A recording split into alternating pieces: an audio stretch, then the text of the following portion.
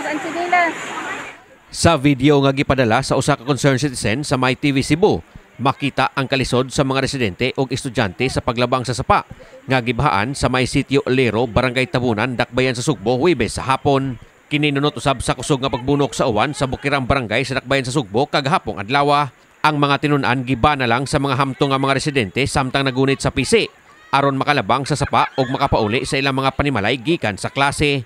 Ang mga residente nga nagtumod sa ilang mga produkto igon lang usab sa pagsungasong sa kusog nga bulog sa tubig. Matod sa usa sa mga malupyo sa lugar nga si Dominador Cortez, ang maong senaryo mo gyud ang mahitabo sa ilang dapit. Panahon nga kusog ang pagbunok sa uwan sud na sa pipila ka tuig.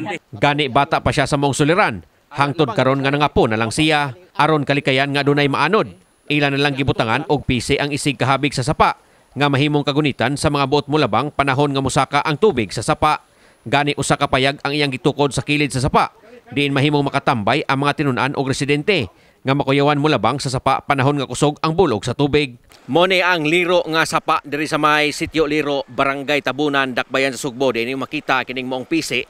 Mone ang gunitan sa ato ang mga estudyante nga mulabang panahon nga kusog ang bulog sa tubig diri mismo sa isgutan nga lugar apan kung dili usab kusog o sama yun ani nga walay baha nining mahigayuna, pwede na sila moagi diri sa kilid sa kining dunay mga gipang muntar nga mga bato nga pwedeng kalabngan sa ato ang mga kaigsuunan. Sila naglaom nga unta sa umaabot o sa di madugay masolusyonan na ang ilang problema diri sa isgutan nga lugar mahitungod sa pagsigig labang-labang nining maong sapa nga magbutang hinon sa peligro di lang sa ato mga tinun-an kung di lakip na sa ato ang mga residente.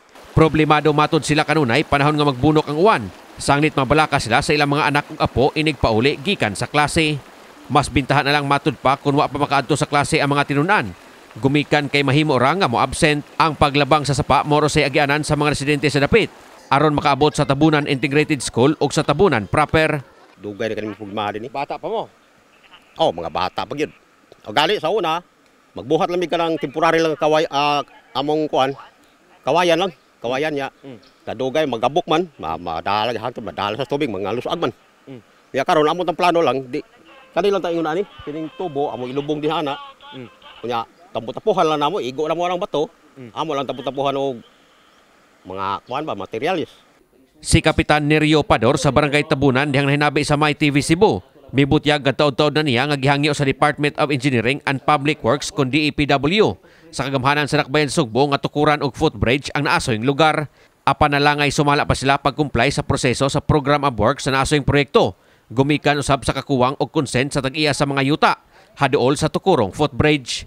Gingong tuig 2020 pa niya gisuwayan og lihok ang maong proyekto. Apan sa pagkaron wa pa gyud mosibog. Gawa sa sitio Lero, laing sitio usab sa barangay nga moang sitio Gining. Ang susama usab og giatubang nga suliran. Ang ilang giplanuhan karon nga buhatan usab og footbridge. Aduna na hinoy laing sitio sa barangay nga nabutangan og footbridge. Apan sulod usab sa 3 ka tuig niya nga pagproseso. Gibutyag ni Pador nga maabot sa 2.5 milyones pesos ang budget nga gigahin alang sa moong footbridge sa lugar. Nga mo lang gikuan na sir na may mga tanod din nga naasahin sa din nga mo tabang isilag tan-aw nga og in kaso magbaha nga dili lang sa patabukon ang kuan mga kuan ba mga labi pa sa mga estudyante gid aron likayan disgrasya. Kini si Greggy Magdadaro alang sa MyTV Cebu.